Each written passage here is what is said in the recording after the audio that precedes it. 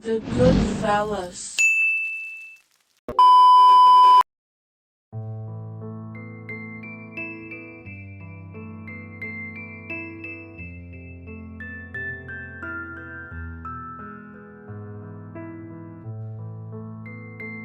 Ang pakay natin ngayon ay ang palengke ng Verac sa lalawigan ng Catanduanes. Isang lugar na busog sa enerhiya at panlasa. Pero bago tayo mag-umpisa sa ating panayam, meron akong nais ibahagi sa inyong lahat.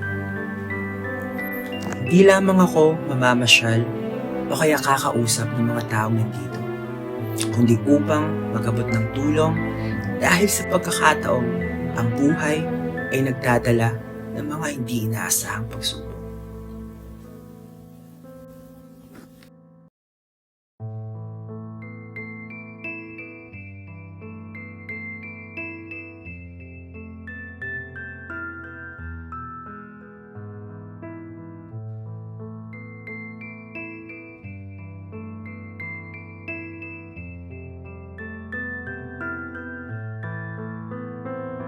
Nilapitan ko si Nanay Victoria, isang 73 anyos na taong gulang at isa sa pinakamatagal na nagtitinda sa pamilyang ito.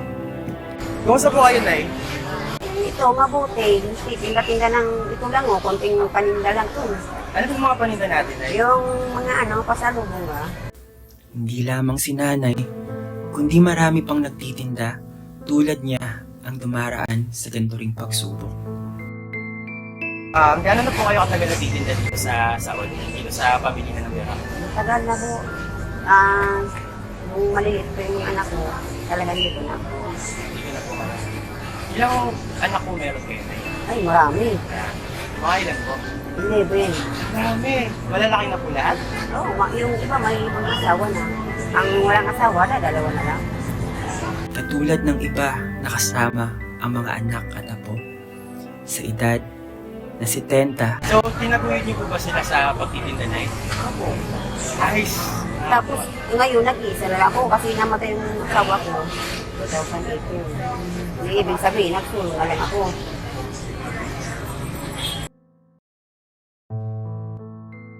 Na dapat ay nagpapahinga sa trabaho. Nakakatuwa kasi parang din sa kwento ko, parang nararamdaman ko yung pagiging ulirang ina niyo. Siyempre, lahat ng pasensya ginawa ko para mabigyan lang ng magandang kinabukasan.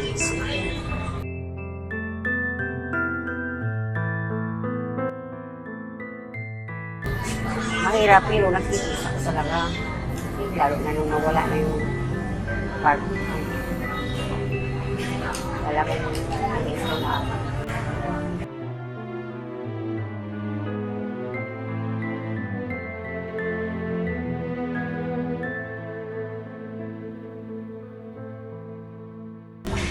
Kasi parang hindi ko naman matanggap na darating araw wala silang naharap yung mga ganyan.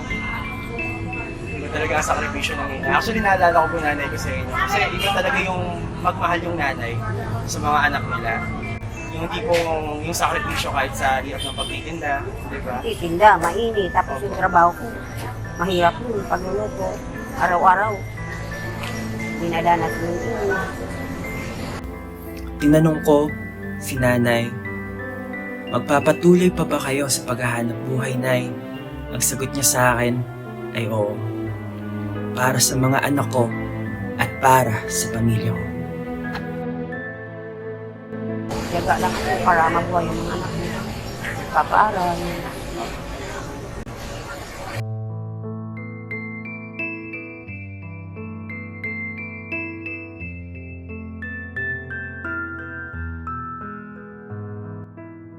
May mga apo na po ba kayo, Nay? Marami na. Marami na. Sa malaking pamilya. Malaki na.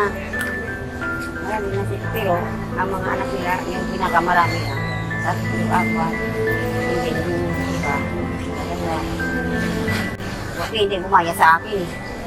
Bakit po? Kasi siguro nakita nila nung maliliit pa sila, ang dami nila eh. Siguro nakikita nila na talagang nahirapan.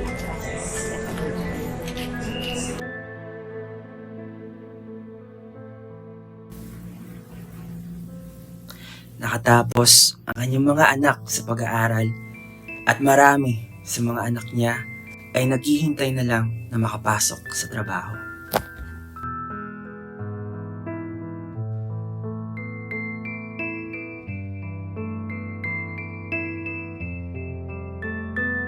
Paano oras po kayo nagising yan pag magtitinda na kayo?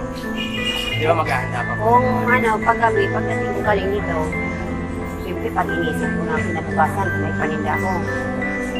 Mga saktan, 3:30 o 4, para magawa ko yung hindi ko natapos yung gabi, kinabukasan, lang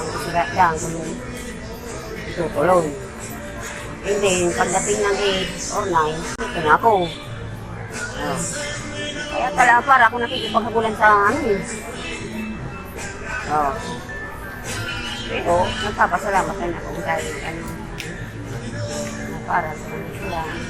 Nung nasa nag-aral, tapos yung iba, sa magkakapatid, wala na silang hindi ko. Pero kahit ganun katagal, maaaninag kay nanay ang hirap na kanyang nararanasan dahil sa may isa na rin niyang tinataguyod ang kanyang pamilya. Mahina ang bentahan ng bili at madalas bagsak presyo ang kuha ng mga parokyano.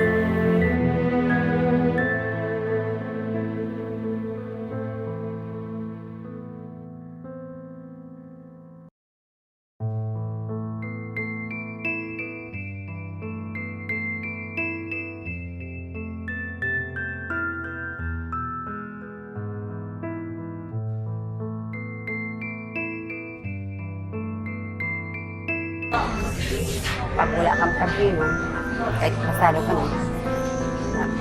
Mga professional na rin po ang mga anak nila. Yung panganay ko, tapos yung tatlo, siyempre masalo. Kaso di pa sila makapasok.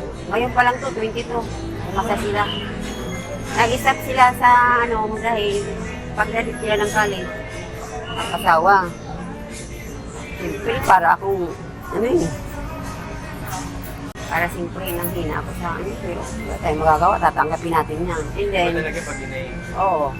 And then, pag siguro, mga ilang years, nakapag-isip naman sila na para makabangon. Nakakatuwang isipin na sa kabila ng hirap na nararanasan ni nanay araw-araw sa kanyang pagtitinda, mababakas pa rin sa kanyang ngiti ang saya na kahit papano nagbunga ito.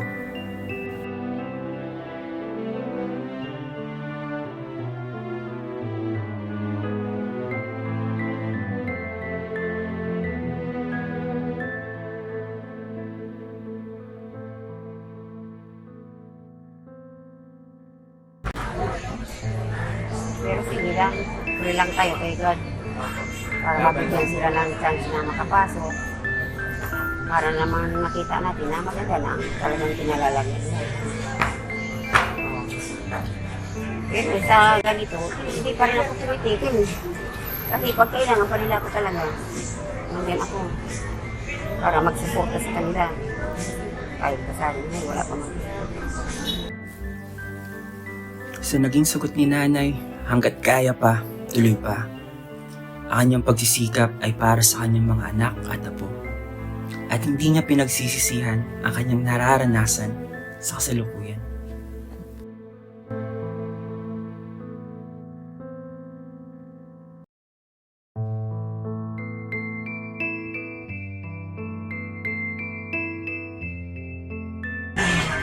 Nagsisisi po ba kayo, Nay, na nagtitinda kayo o masaya kayo sa ginagawa niyo?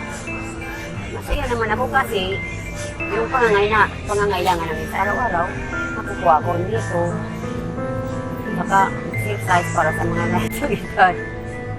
Lahat naman na kailangan natin araw-araw. Tsaka tama po yun kasi marangal na trabaho kayo. Marangal. Tapos at the same time, napag-aral niyo yung mga anak niyo. Nakapag-aral na naman kasi hindi naman ako naisip na kapalit. Dapat mabigyan sila ng magandang kinabukasan. Obligasyon ba? Kung maawa sila sa kaakin, pagdating ng araw, hindi ko na talaga kaya, bahala na sila. Yan ang the best. At sa wakas, kahit sa araw na ito, suminag muli ang ngiti ni nanay sa mumunting kublihan sa pamilyang ito.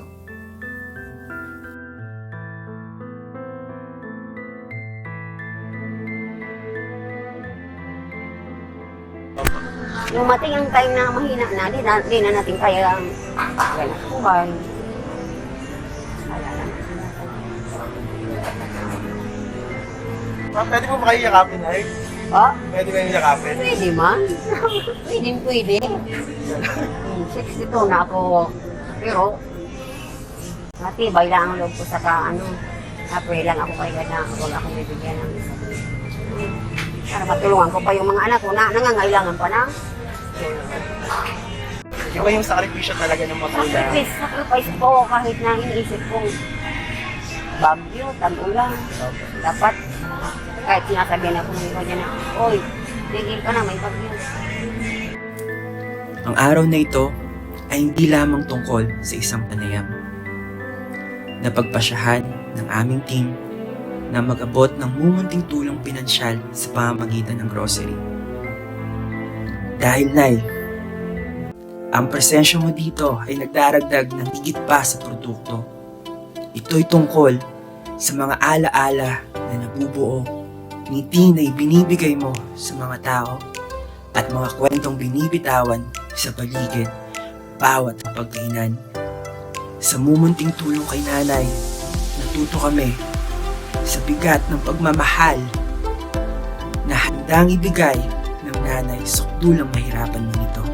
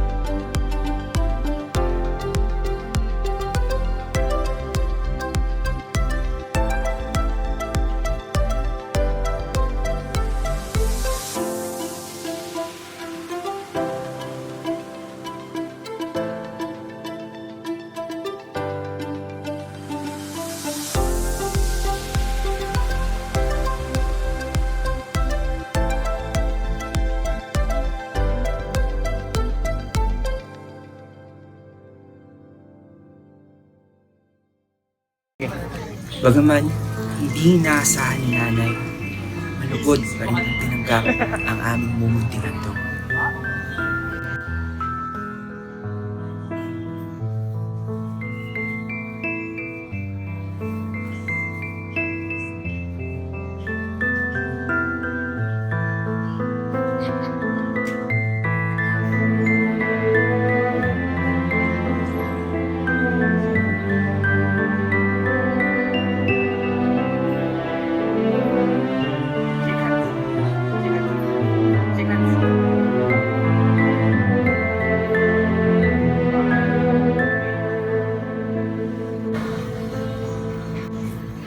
Ito po si Lay at ito ang The Good Fellas. The Good Fellas.